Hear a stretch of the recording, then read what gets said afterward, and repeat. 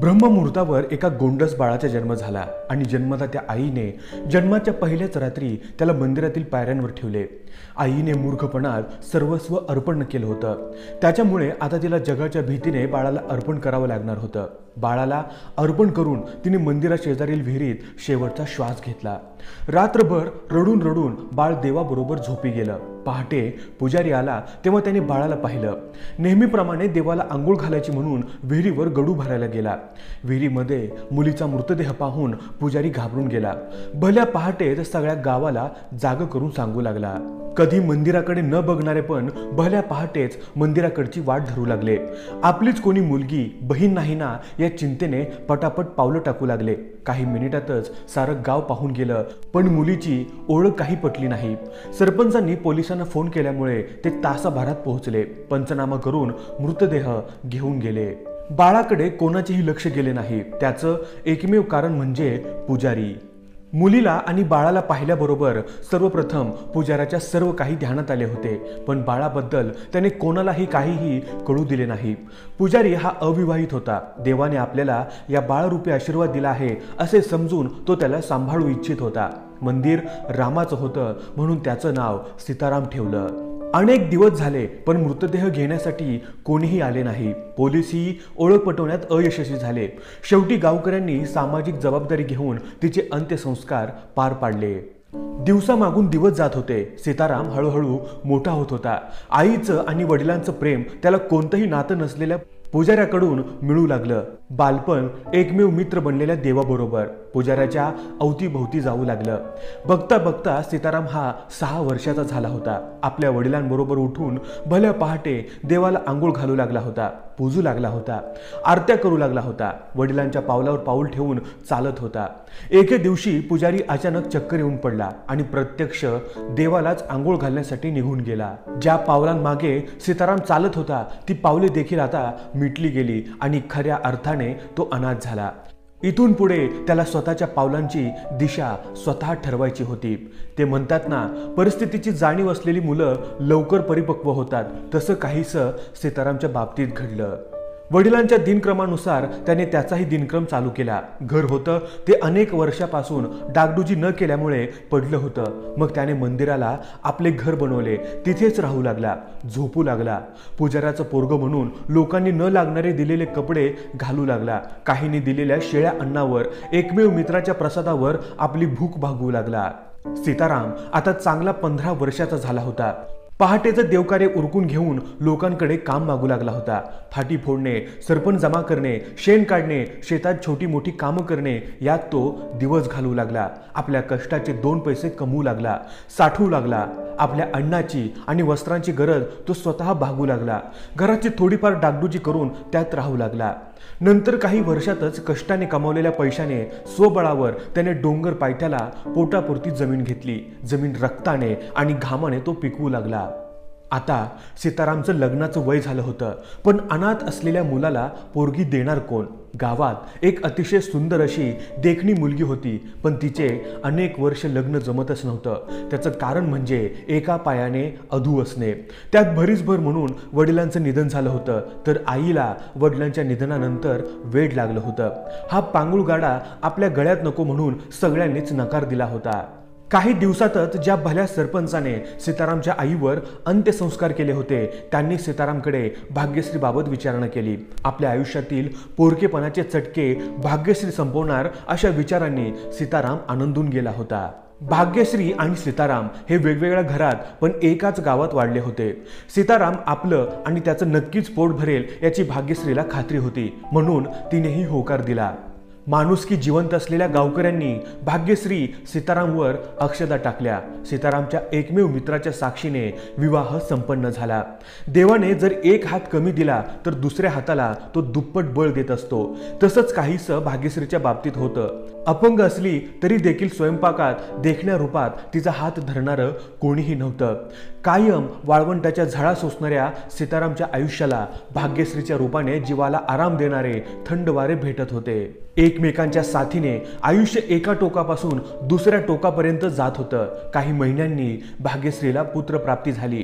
आयुष्यभर दुःख सोसणाऱ्या सीतारामच्या आयुष्यात सुखाचे वारेच वारे वाहू लागले होते। दोघांच्या आयुष्याची घागर आनंदाने भरली होती, नव्हे ओसंडून वाहत होती।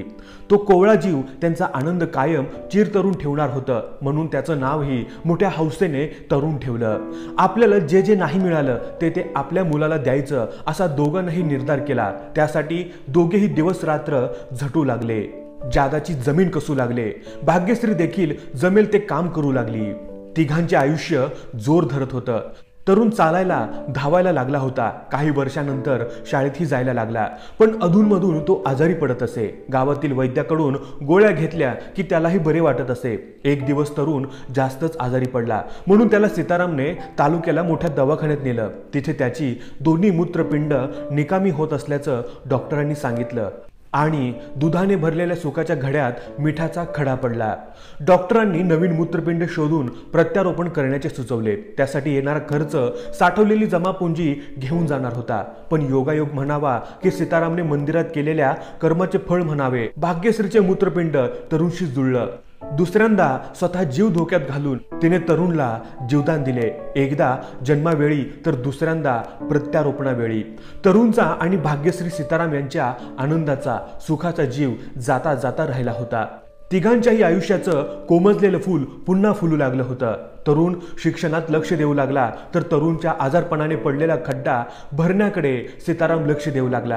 त्याला आता बाहेरचा गावगाडा बघत बघत घरातील दोघांकडेही लक्ष द्यावे लागणार होते। परिस्थिती हळूहळू सुधारत होती।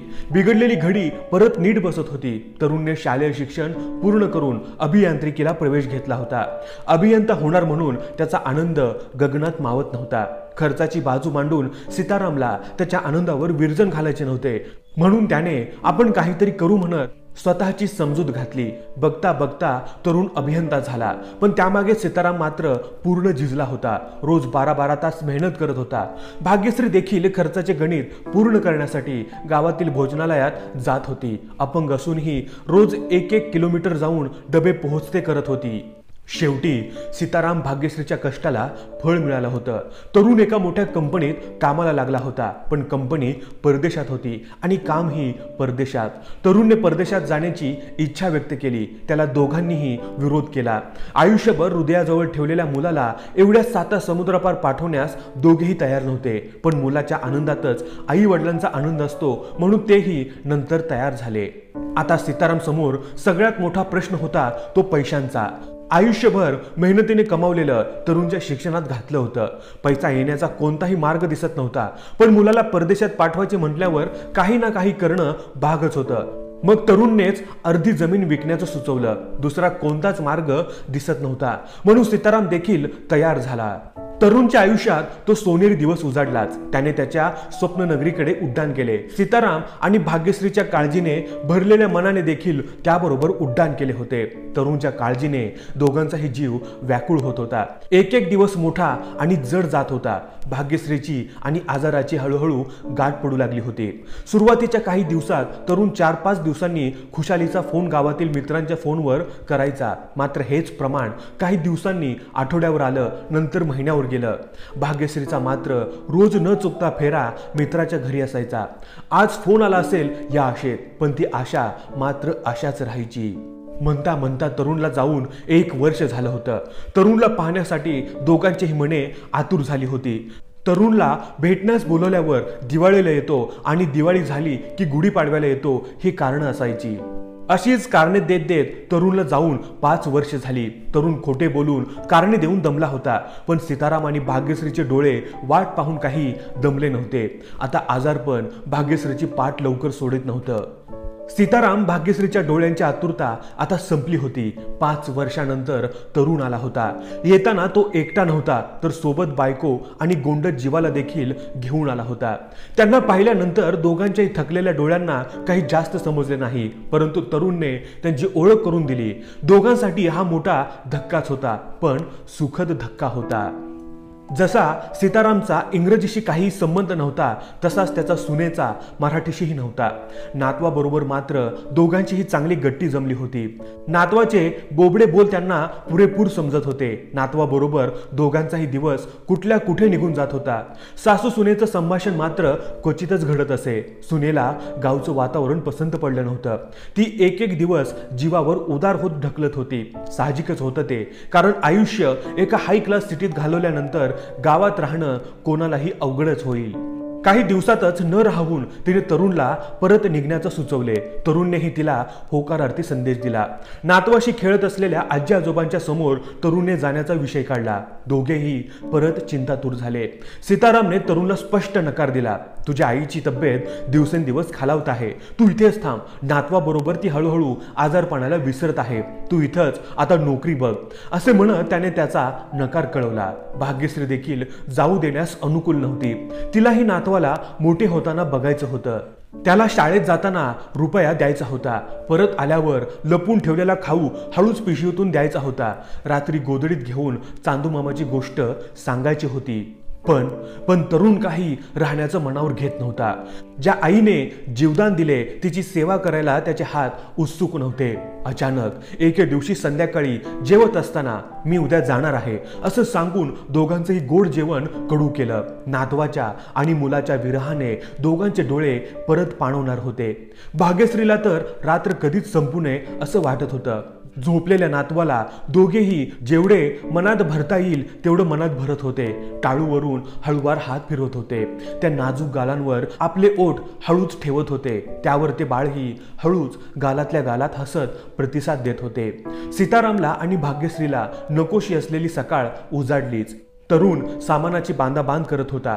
काही विसरायला नको म्हणून 10 वेळा बघत होता. सुनबाई तर कालपासून लाली लिपस्टिक लावून बसल्या होत्या.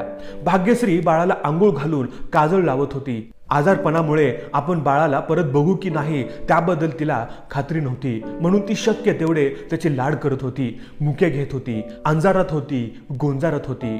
आजी नातवाचे चाललेले प्रेम तरुणने आम्ही जातो म्हणून मोडून काढले. तरुणने आधी सामान रिक्षात ठेवले होते. बाळाला घेण्यासाठी खाली वाकला तेव्हा भाग्यश्री म्हणाली, थांब, एक शेवटचा मुका घेऊ दे. मुका घेत भाग्यश्रीने हळूच कमरेला खोचलेली 5 रुपयांची नोट बाळाच्या हातात दिली. हे पैसे तिकडे चालत नाहीत म्हणत तरुणने परत देण्याचा प्रयत्न केला, पण भाग्यश्रीने काही त्याचं ऐकलं नाही. काळजी घे, पोहोचल्यावर फोन कर म्हणत सीतारामने तरुणची गळाभेट घेतली. सुनबाई तर सामानाबरोबरच रिक्षात बसल्या होत्या. आजी आजोबांचा लळा लागल्यामुळे बाळही रडायचं थांबत नव्हतं. रिक्षात बसल्यावर मी पोहोचल्यावर फोन करतो म्हणत तरुणने रिक्षा पुढे घेण्यास सांगितली. पाठमोऱ्या रिक्षाकडे बघताना मात्र दोघांनाही अश्रू अनावर झाले. तरुणला जाऊन आठवडा झाला तरी त्याचा पोहोचल्याचा फोन काही आला नव्हता. भाग्यश्री चातकाप्रमाणे फोनची रोज वाट पाहत होती. फोन येणाऱ्या मित्राकडे चक्रा मारत होती. बघता बघता महिना उलटला होता, पण भाग्यश्रीला बोबडे बोल काही ऐकायला मिळाले नव्हते. तिची तब्येत खालावतच चालली होती. खाणं पिणं तिने कमी केलं होतं. भाग्यश्रीच्या काळजीने सीतारामही काळजीत होता. तो आग्रह करत भाग्यश्रीला तालुक्याला मोठ्या दवाखान्यात घेऊन गेला. डॉक्टरांचे शब्द ऐकून सीतारामच्या पायाखालची जमीनच सरकली. मुलाला दिलेले जीवदानच तिचा जीव घेत होतं. तिचं मूत्रपिंड हळूहळू साथ द्यायचं थांबवत होतं. काही मोजकेच महिने उरले होते तिच्याकडं. तिला तात्काळ मुंबईला नेणं गरजेचं होतं, पण त्यासाठी बक्कळ पैसे मोजावे लागणार होते. काहीही झालं तरी तुला मी काहीही होऊ देणार नाही असं म्हणत सीताराम तिला आणि स्वतःला धीर देत होता. तरुणला बोलावून घ्या, तो मला शहरात नेईन असा रेटाच भाग्यश्रीने सीतारामपाशी लावला होता. सीतारामने 2 वेळा फोन लावला. दोन्ही वेळेला मी कामात आहे, नंतर फोन करतो असं म्हणत फोन ठेवून दिला. त्याचा नंतरचा फोन मात्र कधीही आला नाही. दिवसामागून दिवस जात होते. तरुण यायची काही लक्षणे दिसत नव्हती. भाग्यश्री तर दिवसभर दरवाजात बसून गावकीच्या वाटेकडे बघत बसायची. पैशाची जमवाजमव करण्यात सीताराम मात्र अपयशी झाला होता. मुलाची वाट बघण्याखेरीज त्याच्याकडेही दुसरा मार्ग उरला नव्हता. शेवटचा उपाय म्हणून त्याने राहिलेली जमीन विकण्याचा निर्णय घेतला. त्यातून जे काही पैसे मिळतील त्यातच भाग्यश्रीचा इलाज करण्याचं त्यांनी ठरवलं. भाग्यश्रीला ही गोष्ट कळल्यावर तिने कडकडून विरोध केला. उद्या जर तरुणची नोकरी गेली तर त्याला हाच जमिनीचा तुकडा कामी येईल म्हणत तिने जमीन विकूच दिली नाही. उलट ती म्हणत होती, काळजी करू नका, काही दिवसात तरुण येईल, मग आपण शहराकडे जाऊ. भाग्यश्रीची ही आशा मात्र फोल ठरली. काही महिने उलटले तरी तरुण आला नाही. भाग्यश्रीचं दुखणं सीतारामला कळू नये म्हणून मनात तसंच दाबून धरत होती. होणारा त्रास गिळून घेत होती. सीताराम 2 वेळच्या जेवणाची सोय करण्यात झटत होता. नेहमीप्रमाणे सीतारामने सकाळी भाग्यश्रीला उठवण्यासाठी आवाज दिला आणि आंघोळीला गेला. आंघोळ करून परत आला तरी भाग्यश्री काही उठली नव्हती. सीताराम जवळ गेला आणि हलवू लागला. भाग्यश्री काही उठत नव्हती. तिची प्राणज्योत मालवली होती. भाग्यश्री आपल्या आयुष्याला कायमस्वरूपी अपंग करून गेली आहे हे एव्हाना सीतारामच्या ध्यानात आले होते. तहानेने व्याकुळ झालेल्या गुराने हंबरडा फोडावा तसा सीतारामने हंबरडा फोडला. भाग्यश्रीचे डोळे मात्र अजूनही नातवाची आणि मुलाची वाट बघतच होते. सीतारामने हात फिरवत डोळे कायमचे बंद केले. आईची निधन वार्ता कळावी म्हणून मित्राने फोन केला. मला खूप कामं आहेत, येता येणार नाही असा निरोप त्याने दिला. शेवटच्या क्षणी देखील भाग्यश्रीला मुलाचा आणि नातवाचा स्पर्श काही लाभला नाही. गावकऱ्यांनी सीताराम बरोबर भाग्यश्रीचे अंत्यसंस्कार पार पाडले. पत्नी विरहाने सीताराम तुटून पडला होता. दिवस कसा तरी कामात जात होता पण रात्र त्याला खायला उठत असे. आता परत साथ उरली होती ती फक्त मंदिरातल्या एकुलत्या एका मित्राची. आता भाग्यश्रीला जाऊन 2 महिने झाले होते तरीही सीतारामचं दुःख पहिल्या दिवसा एवढंच होतं. खाटेवर भाग्यश्रीची आठवण काढत बसला असताना दारावर अचानक एक थाप पडली. ती थाप होती तरुणची. तू आता का आलास? तुझ्यामुळे माझी भाग्यश्री गेली असं म्हणत सीताराम मुलाच्या गळ्यात पडून रडू लागला. तरुणच्याही डोळ्यात अश्रू आले. हातापाया पडत बापाची माफी मागू लागला. काही वेळानंतर नातवासाठी सीतारामची नजर फिरू लागली पण नातू काही नजरेस पडला नाही. तरुणकडे विचारणा केल्यावर तरुण म्हणाला, तो आणि तुमची सून तिकडे तुमची वाट बघत आहे. मी तुम्हाला कायमचं न्यायला आलोय. भाग्यश्रीच्या आठवणींना सोडून मी कुठेही नेणार नाही. सीताराम डोळे पुसत म्हणाला, बाबा इथे तुम्हाला बघण्यासाठी कोणीही नाही आहे. तिकडे तुमची सून आहे जी तुमची काळजी घेईन. नातू आहे त्याच्याबरोबर तुम्ही खेळाल, मन रमवाल. तरुण म्हणाला. शेवटी हो नाही करता करता नातवाच्या ओढीमुळे सीताराम जाण्यास तयार झाला. लवकरच नातवाला भेटणार म्हणून तोही आनंदून गेला होता. तुम्ही आता कायमचे तिकडे येणार आहात तर आपण जमीन आणि घर ठेवून काय करायचं? आपण दोन्ही विकून टाकू, तरुण म्हणाला. तरुणच्या हट्टामुळे सीताराम जमीन विकण्यास राजी झाला पण भाग्यश्रीच्या आठवणीने भरलेला महाल तो विकू देणार नव्हता. ठीक आहे, आपण फक्त जमीनच विकू असं म्हणत तरुणने कागदावर अंगठे घेतले. 4-5 दिवसातच जमीन विकली गेली. निघण्याचा दिवस ठरला. शेवटची भेट होती म्हणून सकाळी लवकरच सीताराम एकुलत्या एका मित्राला भेटायला गेला. मित्राला भेटताना बालपणीच्या अनेक आठवणी डोळ्यासमोरून गेल्या आणि नकळत पापण्या पाणवल्या. आयुष्यात पहिल्यांदाच गावाबाहेर जात होता. नातवाला भेटणार म्हणून सीताराम उत्साहात होता तर जमिनीचा सौदा चांगला झाला म्हणून तरुण उत्साहात होता. आयुष्यात कधी न पाहिलेलं विमानतळ बघून सीतारामचे डोळे गरगर फिरू लागले. लहान मुलाप्रमाणे त्याने तरुणचा हात घट्ट पकडला होता. आयुष्यभर शेतात राबताना जी विमानं डोक्यावरून जाताना पाहिली होती आज त्याच विमानाने सीताराम जाणार होता. हातातून हात सोडवत, बाबा तुम्ही घाबरू नका, इथे बसा, मी विमानाची चौकशी करून आलो असं म्हणत तरुण एका बाजूला निघून गेला. भल्या सकाळीच जेवणाची सवय असल्याने सीतारामच्या पोटात भुकेने गोळा आला होता. तरुण आल्यावर त्याला काहीतरी खायला आणायला सांगू असं म्हणत सीताराम विचार करू लागला. तरुणला जाऊन जवळजवळ 2 तास झाले होते पण त्याचा काही पत्ता नव्हता. तरुणच्या काळजीने सीताराम गोरा मोरा झाला होता. विमानतळ खूप मोठं आहे म्हणत वेळ लागत असेल असे म्हणत तो स्वतःची समजूत घालत होता. तरुणला जाऊन 4 तास उलटले तरी त्याचा काही ठाव ठिकाणा नव्हता. म्हणून मदतीसाठी सीताराम घाबरत घाबरत हवालदाराकडे गेला आणि त्याला सर्व हकीकत सांगू लागला. हवालदार तरुण ज्या दिशेने गेला त्याच दिशेने गेला पण तरुणचा काही पत्ता लागला नाही. पुढे जाऊन कोणी चक्कर येऊन पडले का किंवा काही विचित्र घडले का याची चौकशी केली पण काहीही विचित्र घडले नसल्याचं त्याला कळलं.